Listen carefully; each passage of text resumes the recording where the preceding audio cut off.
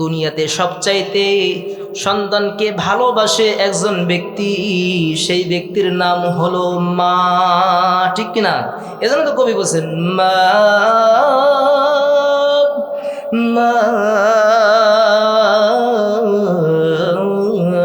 মা।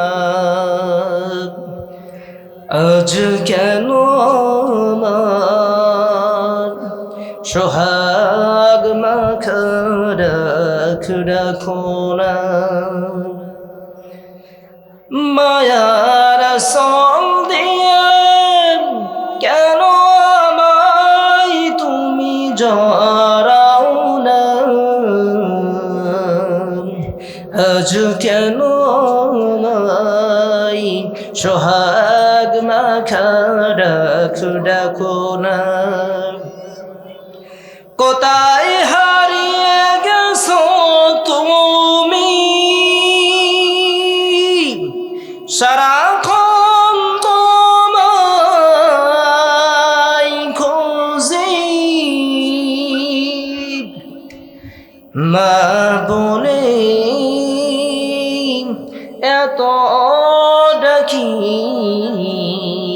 শুনতে কি তুমি পাও না, মা মা মা।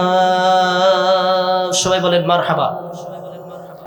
ব্যক্তি যখন খুঁজতে খুঁজতে কিয়ামতের ময়দানে তার মায়ের সঙ্গে তখন তার দেখা হবে, মার সঙ্গে দেখা হওয়ার সঙ্গে সঙ্গে সন্তান ছুটে তার মায়ের কাছে যাবে, যাওয়ার বলবে মা দুনিয়াতে কত কত কষ্ট করেছো, নিজে না খেয়ে আমার মুখে খাবার তুলে দিয়েছো, কত কষ্ট সহ্য করেছো, কত ত্যাগ তিতিক্ষা করে গায়ের রক্তকে পানি করে আমাকে মানুষ করেছো। আজ কিয়ামতের ময়দানে আমার হিসাব সমান সমান হয়ে গেছে। একটা মাত্র নেকি দরকার, একটা নেকি হলে আমি হয়ে যেতাম জান্নাতি। কাজেই একটা নেকি আজকে একটু দান করো মা।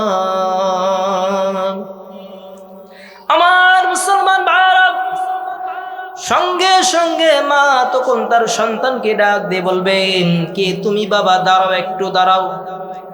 আমার দুনিয়াতে কখনো বিবাহ হয়েছিল কিনা জানি না, কোনো কিছুই তো মনে পড়ে না। তুমি যেহেতু নিজে থেকে এসে আমার সন্তান হিসেবে পরিচয় দিচ্ছ, তুমি তো নিজেই বললে 10টা মাস 10টা দিন তোমাকে গর্ভে ধারণ করেছি, তোমাকে 2.5 বছর দুধ পান করিয়েছি, তোমাকে কত কষ্ট করে লালন পালন করেছি, কোনোদিন কোনো বিনিময় চাই নাই। তবে আজকে একটু দাঁড়াও, একটু দাঁড়াও। তোমাদের লালন পালন করতে যে, স্বামীর খেদমত করতে যে আমার অনেক ইসলামের বিধিবিধান নষ্ট হয়েছে, আমার অনেক ইবাদত ছুটে গেছে, আমার এখনো হিসাব শুরু হয় না।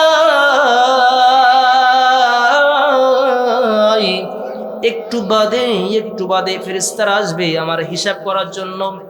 দাঁড়াও বাবা, দাঁড়াও। যদি আজকে আমার কোনো নেকি কম পড়ে, দুনিয়াতে তো তোমার কাছে কোনো কিছুর বিনিময় আমি চাই নাই, আজকে একটু তোমার কাছে বিনিময় চাইব। তুমি আজকে আমাকে কিছু নেকি দিয়ে আজকে এই কঠিন কিয়ামতের ময়দানে তুমি আজকে আমাকে একটু সাহায্য করো।